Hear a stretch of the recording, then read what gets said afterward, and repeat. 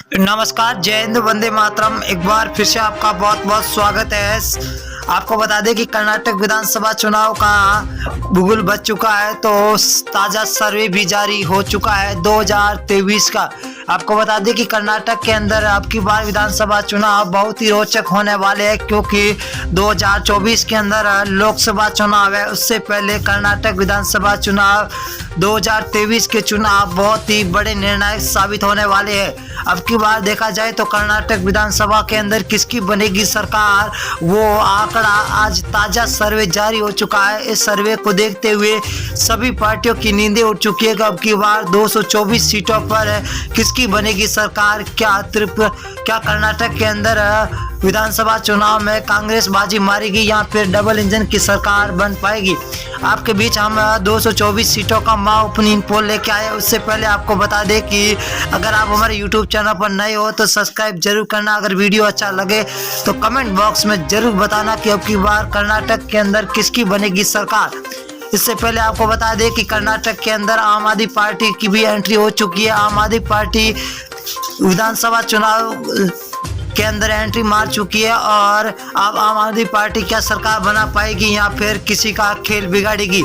इससे पहले आपको बता दें कि डबल इंजन की सरकार बनने के वादे करते हुए बीजेपी सरकार ने अब की बार ये ताल ठोक दी है कि विकास के तौर पर देखा जाए तो अब की बार के बीजेपी की सरकार बननी तय है। ये बीजेपी की ओर से दावा किया हुआ है। आपके बीच में 224 सीटों का ओपिनियन पोल जारी। हर एक सीट के बारे में बताएंगे कौन सी सीट की। कर्नाटक की अगर बात करें हम 224 सीटों में से पहली सीट की, अगर मैसूर जिला जहाँ पर कुल 10 सीट है, 10 में से बीजेपी को 3, जेडीएस को 2, कांग्रेस को 7 सीट मिल रही है, तो अन्य को यहाँ पर 0 सीट पर मिलता हुआ दिखाई दे रहा है। अगर हम बागलकोट की बात करें तो कुल 7 सीटें, जहां बीजेपी को 2, जेडीएस को 1, कांग्रेस को 3 और अन्य के खाते में 1 सीट जाती हुई दिखाई दे रही है। बेल्लारी की बात करें, बेल्लारी जिले के अंदर 9 सीट है, 9 में से बीजेपी को 3, जेडीएस को 2, कांग्रेस को 4, यहाँ पर अन्य को 0 सीट मिलती हुई दिखाई दे रही है।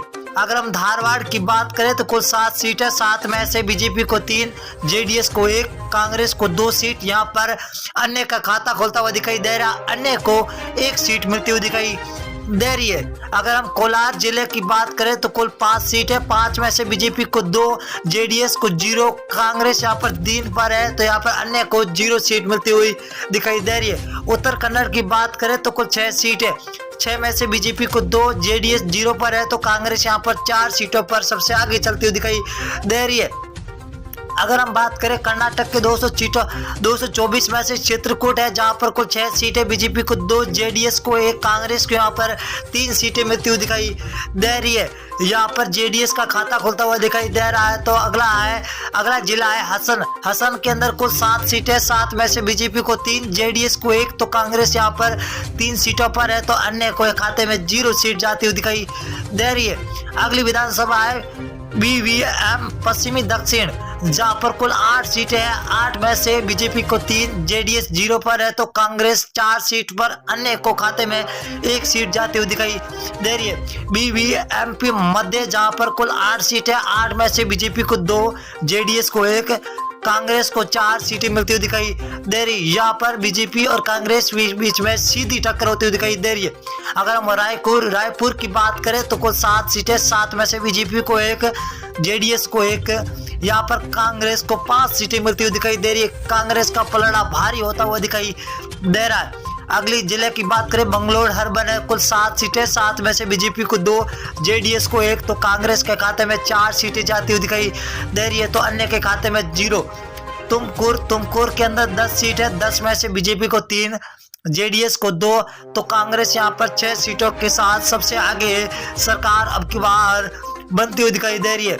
दामनगेरे की बात करें तो दामनगेरे के अंदर है कुल 8 सीटें, 8 में से बीजेपी को 2, जेडीएस को 2 और कांग्रेस के खाते में 4 सीटें जाती हुई दिखाई दे रही है।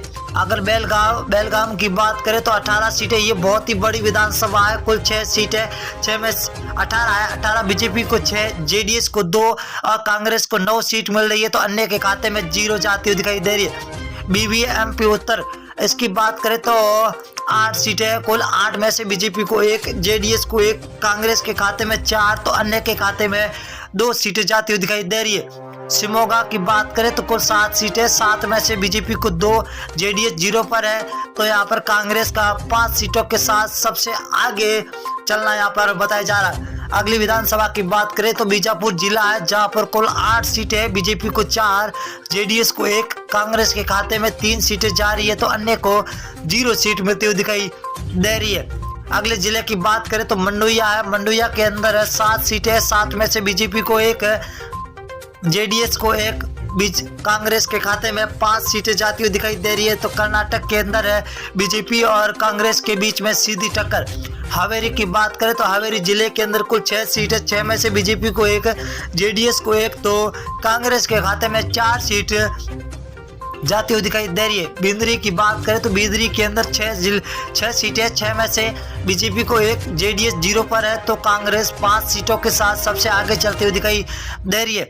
गुलबर्गा की बात करें तो गुलबर्गा जिले के अंदर 9 विधानसभा है, जहां बीजेपी को 4, जेडीएस को 2, कांग्रेस को 2 सीटें मिलती हुई दिखाई दे रही है।